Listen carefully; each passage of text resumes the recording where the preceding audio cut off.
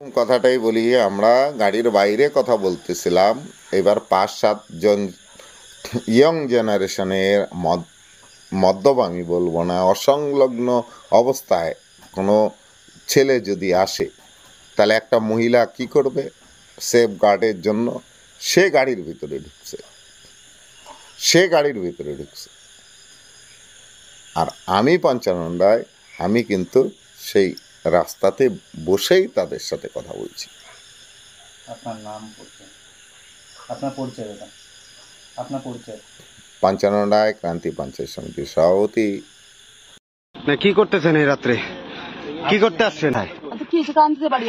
ক্রান্তিতে এই রাত্রে জঙ্গলের পাশে কি করতেছেন?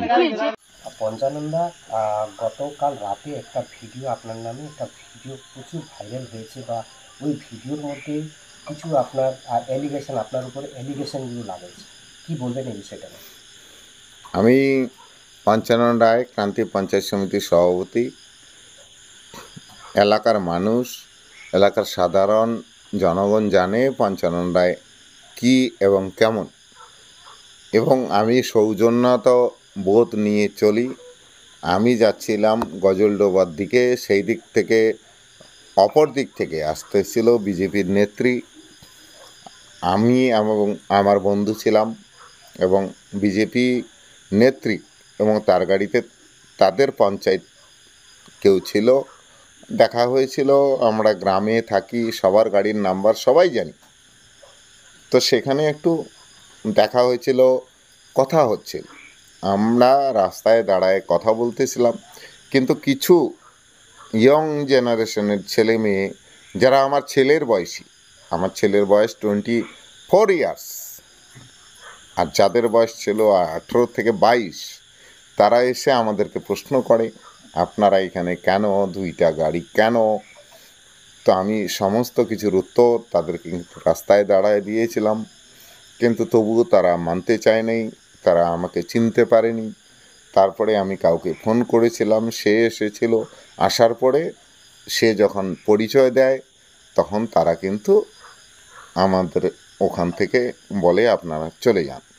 কিন্তু তারা তো ইতিপূর্বে উইথাউট ফান্ডামেন্টাল রাইটস উল্লঙ্ঘন করে আমাদের একটা ভিডিও নেয়। তো সেই ভিডিও তারা কেন নিল, কী কারণে নিল, আমার জানা ছিল না। আমরা চলে আসছি, এবং সেই ভিডিওটাই গতকাল গোটা সমাজ মাধ্যমে ভাইরাল হয়েছে, এবং এক একজন এক একভাবে কমেন্ট করছিল। এবার প্রত্যেকটা মানুষের প্রতি, প্রত্যেকটা জনগণের প্রতি আমার একটাই অনুরোধ থাকবে, যে মানুষের সাথে মানুষ কথা যদি বলতে না পারে, তাহলে পলিটিক্স কি এই জায়গায় আমরা যাচ্ছি? সমাজ আগে না পার্টি আগে? যেখানে আপনি তো যাচ্ছেন শিলিগুড়ি। আমি শিলিগুড়ির দিকে যাচ্ছিলাম না, গজলডোবার দিকে যাচ্ছিলাম। সেইখানে হচ্ছে আমাদের ইতিপূর্বে শাড়িপাকড়ি হসপিটালে ডক্টর আদিল ছিল, তার আগে খিতেন বর্মন ছিল, এখন ডক্টর কোনার আছে। আমরা প্রায় দিন, আমার যখন পলিটিক্যাল কাজ শেষ হয়ে যায়, তখন আমরা গজলডোবাতে গিয়ে আমরা কিন্তু হাওয়া মহলের ওখানে হাওয়া খেতে যেতাম। এবং আজকের দিনেও আপনারা ডক্টর কোনারকে জিজ্ঞেস করতে পারেন, তারও বাইট নিতে পারেন, যে উনিও আমাদের সাথেই সেই দিন ছিলেন, কিন্তু উনি নীরবে নিভৃতে ছিলেন, কারণ উনি ডাক্তার, উনি ভগবান, উনি কোনো কথা বলেননি। কিন্তু যারা আমাদের সামনে এসেছিল, সেই সমস্ত ইয়ং জেনারেশনের ছেলেমেয়েরা, তারা অসংলগ্ন অবস্থায় ছিল, এবং আমি তাদেরকে পরিচয় দেওয়ার পরেও তারা কিন্তু বিশ্বাস করতে পারতেছিল না যে আমি কে। তারপরেই তারা বলতেছিল, রামকে ফোন করো, শ্যামকে ফোন করো। আমি ফোন করে, আমার গাড়ি ছিল না, আমার বন্ধুর গাড়ি ছিল, তারা আমার বন্ধুর গাড়ির চাবিটাও নিয়ে নিতে চাচ্ছিল। আমি তাদের সাথেই কথা বলতেছিলাম। সব শেষে তারা বলছিল, আপনি কাকে ফোন করেন। আমি ফোন করছিলাম, যাকে ফোন করছিলাম সে আসেনি, অন্য কাউকে পাঠাইছে। সে যখন আসছে, সে যখন পরিচয় দিছে, তখন কিন্তু তারাও মানে সমস্ত কিছু বুঝে গিয়ে আমাদেরকে বলছে আপনারা যান। এবার কোনো টর্চার নয়। হ্যাঁ, যত সময় সেই মানুষটা আসেনি তত সময় কিন্তু তারা অসংলগ্ন আচরণ করছিল, অসংলগ্ন। কিন্তু আমি পঞ্চানন্দায় পঞ্চায়েত সমিতির সভাপতি, আমি কারো সাথে সেইভাবে কথা বলিনি। আপনাদের কাছে ভিডিও আছে, আপনারা ভালো করে জানেন।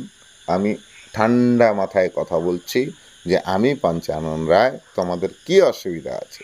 তারা বলতে চাচ্ছিল অমুক তমুক, আমরা পরিষ্কার বলছি আমি যে আমরা কোনো অসংলগ্ন আচরণ করার জন্য এখানে আসিনি। ভিডিও করার পরে সব শেষে ভিডিও যখন গতকাল সকালবেলা ওরা ভাইরাল করছে, তার আগে আমাকে এবং যে নেত্রী ছিল তার কাছে 10 লাখ ডিমান্ড করেছিল কেউ। তো আমরা বলছি 10 লাখ আমরা দিতে পারবো না, আমাদের সেই ক্যাপাসিটি নাই। আর আমরা কোনো অন্যায় করি নাই, আমরা কোনো অসংলগ্ন আচরণ করি নাই, সেই জন্য আমরা দিতে পারবো না। তার জন্য আজকের দিনে সেই ভিডিও ভাইরাল হয়েছে এবং প্রেস মিডিয়াতেও সেই খবরটা চলে আসছে। 10 লাখ যারা দাবি করছে তাদের নাম, গ্রাম, ঠিকানা সমস্ত কিছু আমার কাছে আছে। মানে আইনে দ্বারস্থ হবেন বা ওদেরকে কিছু অবশ্যই যারা 10 লাখ দাবি করছে তাদের বিরুদ্ধে আমার লয়ার আছে, তাকে অলরেডি আমি ইনস্ট্রাকশন দিয়ে দিছি, সে ড্রাফটিং করছে এবং আগামী কাল পরশু আমি এফআইআর করব। লাস্ট